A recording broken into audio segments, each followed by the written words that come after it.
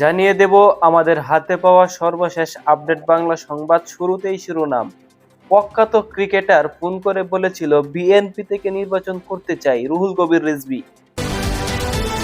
জ্বালানি সংকট মোকাবেলায় জনগণকে ধৈর্য ধারণের আহ্বান তথ্য ও সম্প্রচার মন্ত্রীর।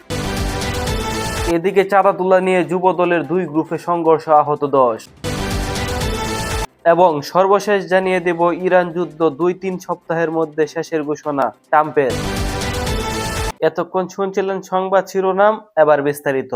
প্রখ্যাত ক্রিকেটার ফোন করে বলেছিল বিএনপি থেকে নির্বাচন করতে চাই।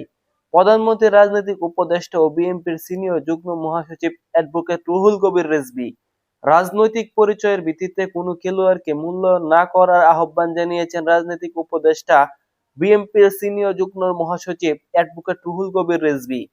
বিএনপির সিনিয়র যুগ্ম মহাসচিব বলেন, যাদের প্রতিভা আছে, যারা খেলতে পারে, যারা দক্ষ, এই খেলাতেই মেধাবী, তারা যেন সমান সুযোগ পায়, তারা যেন যথাযথ জায়গা পায়। একজন খেলোয়াড়কে তার কৃতিত্বের বদলে রাজনৈতিক রং দিয়ে বিবেচনা করা উচিত নয়।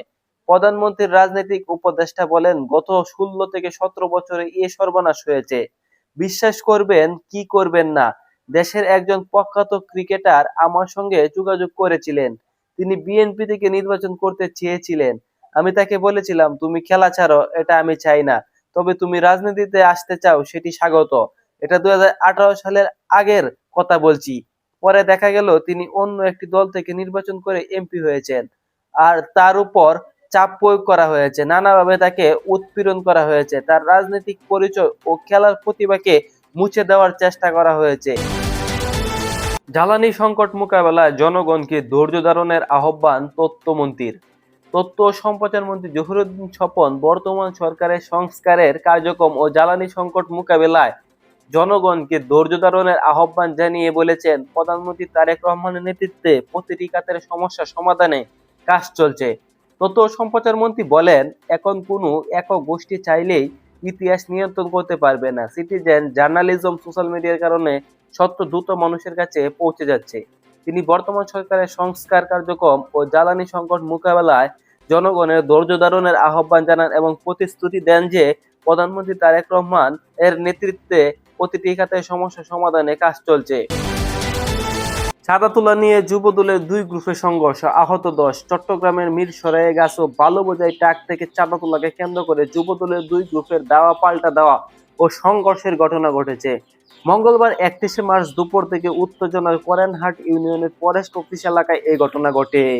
এ সময় উভয় পক্ষের অন্তত 10 জন আহত হয়েছেন। আহতদের বিভিন্ন হাসপাতালে ভর্তি হয়েছে। এ সময় বারইয়ারহাট খাগড়াছড়ি সড়কে প্রকাশ্যে উভয় পক্ষকে অস্ত্রের মহড়া দিতে দেখা যায়।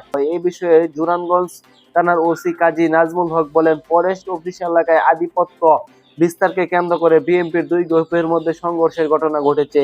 এতে কয়েকজন আহত হয়। খবর পেয়ে পুলিশ ঘটনাস্থলে ছুটে যায়। বর্তমানে পরিস্থিতি স্বাভাবিক রয়েছে। ইরান যুদ্ধ 2-3 সপ্তাহের মধ্যে শেষের ঘোষণা ট্রাম্পের। ইরানের চলমান যুদ্ধ আগামী 2 থেকে 3 সপ্তাহের মধ্যে শেষ করার ঘোষণা দিয়েছেন মার্কিন প্রেসিডেন্ট ডোনাল্ড ট্রাম্প।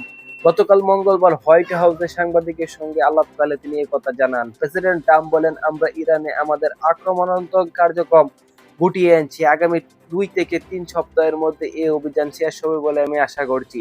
ট্রাম্প আরও বলেন, ইরানকে কোনো চুক্তিতে আসতে হবে এবং কোনো বাধ্যবাধকতা নেই।